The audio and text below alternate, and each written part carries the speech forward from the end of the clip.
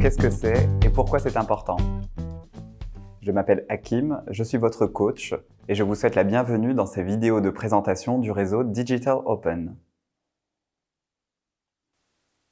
Le processus de génération d'idées est appelé idéation. L'idéation est l'un des fondements du design thinking et peut vous aider tout au long de votre projet.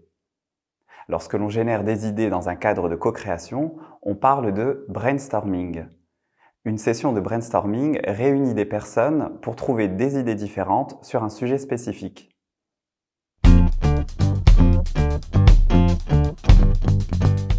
Le brainstorming est nécessaire pour apporter de l'innovation dans votre organisation. C'est un mythe de croire que l'inspiration ou les moments de révélation peuvent arriver à tout moment durant un projet.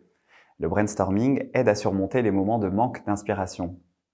Les sessions de brainstorming vous donnent l'occasion de découvrir de nombreuses perspectives différentes dans un laps de temps très court. Au minimum, cela vous donnera l'occasion d'échanger entre collègues.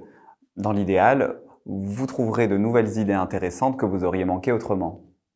Si vous souhaitez que le brainstorming débouche sur une véritable innovation, vous devrez l'intégrer dans un programme et des projets plus importants. Revenons à notre double diamant. L'idéation est une activité permettant d'aider tout au long du projet. C'est plus qu'une phase. Le brainstorming vous aide à diverger, à trouver de nouvelles idées et à générer une multitude d'options. Mais ne finissez jamais votre étape d'idéation au point le plus ouvert du diamant.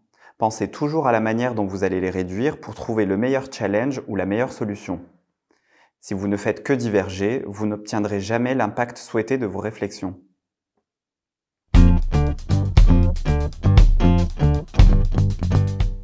Afin de réussir votre brainstorming, vous devrez suivre un certain nombre de règles. C'est un état d'esprit qui ne vient pas naturellement.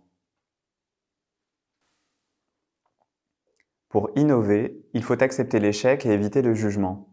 Essayez de ne pas répondre négativement aux propositions en disant « non parce que » ou « oui mais ». Encouragez chaque idée et construisez à partir des idées des autres en disant « oui et ». Essayez de rester concentré sur l'idée en cours. Il est facile de se laisser distraire pendant une séance créative. Il y a beaucoup d'informations précieuses partagées afin de les saisir toutes. Essayez de n'avoir qu'une seule conversation à la fois. Le brainstorming doit être aussi visuel que possible. Utilisez des post-it, des tableaux. Ne vous préoccupez pas de la qualité des croquis, mais visez plutôt à produire en quantité. Évitez les discussions détaillées et prévoyez un temps imparti par activité pour ajouter un peu de pression. Plus vous pratiquez, plus vous apprenez. Alors ne vous arrêtez pas après votre premier essai. Certains brainstorming sont plus faciles que d'autres. En tant qu'administration, les citoyens et les entreprises se tournent vers nous pour essayer de nouvelles idées et faire évoluer les services publics dans leur intérêt. Cela signifie que nous prenons des risques que les entreprises privées refusent de prendre car le profit de ces innovations risquées n'est pas économiquement intéressant. Dans les prochaines vidéos, nous verrons ensemble comment préparer une séance de brainstorming. Nous décrirons ensuite les techniques pour diverger et trouver de nombreuses idées et pour converger et sélectionner les meilleures.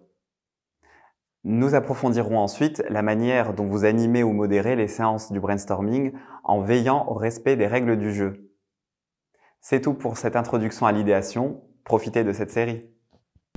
Digital Open, apprendre et grandir ensemble.